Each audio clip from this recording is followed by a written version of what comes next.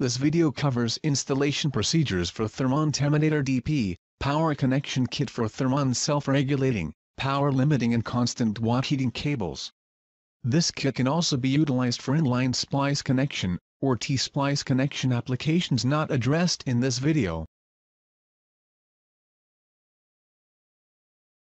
Receiving, storing, and handling. Inspect materials for damage incurred during shipping. Report any damages to the carrier for settlement. Identify parts against the packing list to ensure the proper type and quantity have been received. And store in a dry location. Use the supply dimensions for the Terminator DP to ensure adequate space is available for proper installation. The following kit is required for power and end terminations. One kit is needed per heater and must be ordered separately. Refer to Form PN 50132. These are the recommended tools for installation of the Terminator DP kit. Individuals installing these products are responsible for complying with all applicable safety and health guidelines. Proper personal protective equipment, or PPE, should be utilized during installation. Contact Thermon if you have any additional questions. At the proposed end-of-circuit location, lay out heating cable on pipe, allowing extra cable for the power connections. A minimum of 300 mm or 12 inches of heating cable is required for an expansion loop. A minimum of 380 mm or 15 inches of heating cable is required for electrical connection. For zone-type heat tracing with HPT and FP cables, the bus connection should be within 50 mm or 2 inches from the surface of the pipe.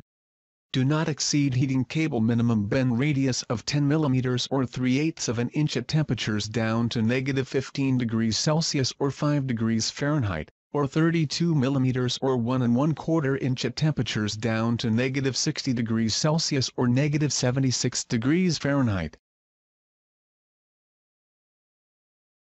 Cut the heating cable at a 45-degree angle to aid in piercing the grommet. If the heating cable is mounted on the bottom of the pipe, punch out the weep hole. Slide the expediter toward the pipe while routing the heating cable through the support base entry. Insert the banding guide in the base and snap into place. Secure the expediter to the pipe using the stainless steel pipe band. Important: do not bend over heating cable. Cut off the end of the heating cable at a 90-degree angle. Leave a minimum of 180 mm or 7 inches for heating cable termination. Terminate heating cable with the appropriate PETK termination kit. Refer to the PETK installation instructions for details not addressed here. Upon completion of termination, push heating cable back through the expediter, leaving a 25 mm or 1 inch space between the power connection boot and the base. Tighten the grommet compressor securely and tape the heating cable expansion loop to the pipe. For power connection applications, use the dimple molded into the side of the junction box base to center the hole. Drill for user-supplied power connection fitting per manufacturer's recommendation. Mount the junction box, making sure to align the slots to properly orient the assembly. Tighten the grommet compressor securely. Install user-supplied power connection fittings and pull in power and ground wires. Install the quick mount terminal blocks. The tightening torque should be 1.5 to 1.8 Newton-meters or 1.11 to 1.33 foot-pounds. Complete system wiring.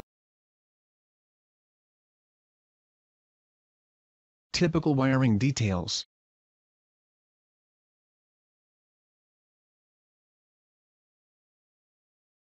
Install the junction box lid and twist hand tight. Insert a screwdriver into the ratchet slot located on the side of the junction box base to tighten. The lid will rotate 30 degrees. To remove the lid, repeat in opposite direction. Completed Thermon Terminator DP, power connection kit for Thermon self-regulating, power limiting and constant watt heating cables.